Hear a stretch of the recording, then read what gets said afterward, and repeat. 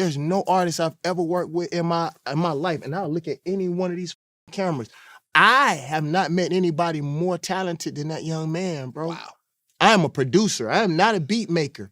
When I would stop the beat for Chris Brown would say, I know. Well, how the f you know? You know, it's an infinite amount of things you don't know. Right. He knew. Wow.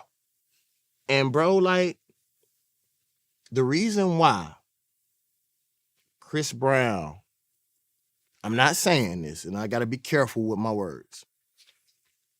The reason why he's not on a Prince, Michael Jackson level is because he chose his manhood over his music. And you can't blame him for that. Bro just wanted to be respected as a man, bro. Never really had men around him, dude.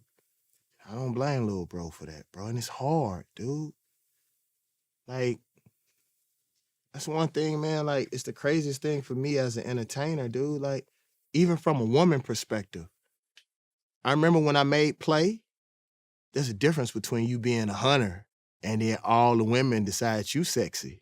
And then they after you, and then you become an object. Bro, I never talked to that. Was hard for me to deal with. Like, I'm not used to it. I'm used to hunting. Don't make it easy for me, woman. You know what I mean? And we don't have therapy for that.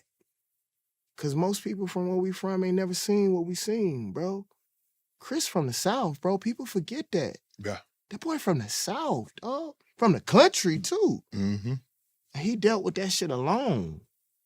So however it was, bro, like, and I just wish, man, I never forget when Chris got his first tattoo, bro, some of the people in the label knew me and his relationship, and they called me up there. Chris hid under the desk, bro. Because I was coming. And I remember telling him, bro, you a kid. Be a kid as long as you can. And I'm serious. I told him this, bro, get that Disney money. Because once you grown, you can't ever come back. But he wanted to be a man, and he chose that, bro, and I can't blame him for that. Wow. You mentioned Nelly's Tip Drill. When you first heard that song, do you know, like when you hear a beat, do you know it's a hit? My song Play was the only song that when I heard that, I knew that was him. I didn't like a Pimp. If I knew Rubber Band was that dope, I do love Tip, I would have kept it for myself. Right. I can't even lie to you. I gotta be honest. I didn't know. I can't even sit here and tell you that I had that. As a matter of fact, Tip is like now my ears for me, bro. Cause he's a genius, bro, when it comes to hearing it.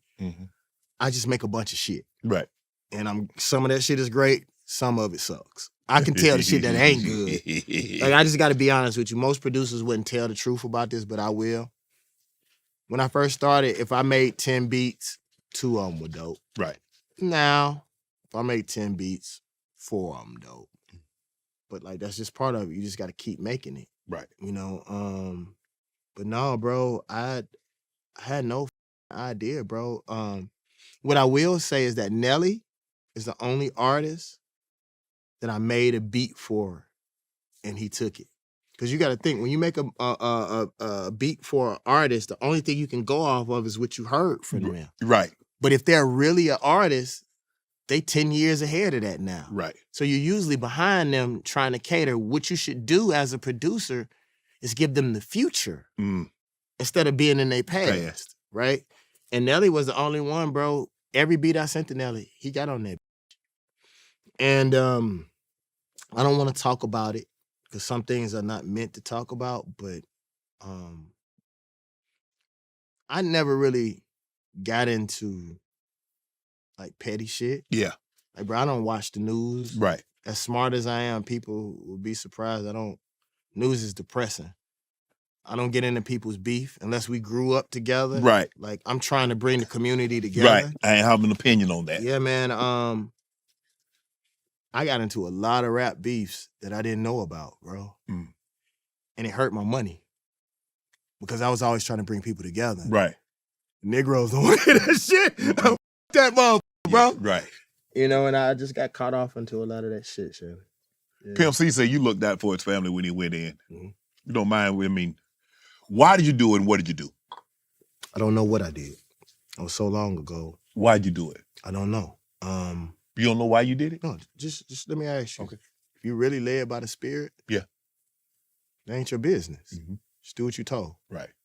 All I knew was that Pimp C's voice changed my life. I don't give a how dope like a Pimp beat was. People were attracted to it. Make them girls get down on the floor, on the floor. Like, bro, I sampled that man's voice and didn't know him. And it changed my life. How dare I not feed back into his family? Wow. The problem is us as black folks, bro, is that we get money and we start catering to people that don't like us.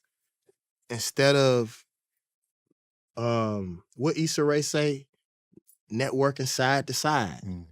You know what I'm saying? And so if his voice blessed me that way, why not bless him? And one thing I don't, and Shannon, I think you do a good job at this, bro. One thing that I'm proud that I never did, Snoop is actually my friend, bro. Be clear. But he's still Snoop. Yeah. And I never allow myself to stop being a fan. Pimp C was my friend, bro. But that's still Pimp C. And I'll never take that away from me. The fact that the people that we look up to the most, Samuel L. Jackson, is now my friend, bro. But don't ever get that up. That's Samuel L. Jackson. And that allows me to stay grateful for each day in my life, bro. But those are still the people that I looked up to. Right. Do you want to know something crazy? What's a that? lot of the people that I look up to me. Wow. They come to me for guidance, especially spiritually. Right. You know what I'm saying? Yes. And sometimes I have to remind myself that I can't take that away from them too. So I still gotta stay up, but I gotta also realize that these are people that I look up to and love and respect too. You worked with Wayne after he got out of jail. Wayne's been at this thing for a while. I mean, I think Wayne started probably 12 or 13, and here he's probably in his 40s now, so he's been at this thing for a minute. I still think Wayne, when they talk about GOATs, the way he can put words together, what is it like watching him create a masterpiece? This is not gonna be popular, what I'm about to say. What's funny to me, only my opinion, I think Wayne was more of a problem when he was 12. Like that early Cash Money, where he focused in. Like a lot of people became fans of Jay-Z and, keeping it in your head. And I think that's cool. Right. One thing Erykah Badu taught me was that you don't ever judge how a person reveals or creates their music, right? But I remember the stories that he used to give, bro. Back on them BGs and the early Cash Money before the Universal deals. Like, I can't imagine a focused Lil Wayne who has to still listen to somebody. You gotta think, Lil Wayne ain't gotta listen to nobody no more. No producer, no engine, nobody. Right. But there's a certain, think about Eminem with Dr. Dre. Yeah. You say whatever you want to say, but when he with Dr. Dre, it's special. Yeah. Jadakiss with The Alchemist early, bro. There's just something about having somebody that you have reverence to, bro. I just think that the world doesn't know because they're not privy to the Lil Wayne that I'm a fan of, bro. Like, I would just love to hear that just one more time, bro. I think he got an album out now. It's coming out. It's coming out. It ain't out yet. Yeah. But I will tell you something, bro, that I don't know if I said this anywhere. Maybe one other time, but Wayne said the most admirable thing that anybody has ever said to me in history, bro, as a producer. Wayne told me, because what a lot of people don't know is some of the beats, some of the most historical freestyles that Wayne did, they were over David Banner beats. But I would send him so many beats, I don't put my tag on my beat until they pay for it. Right.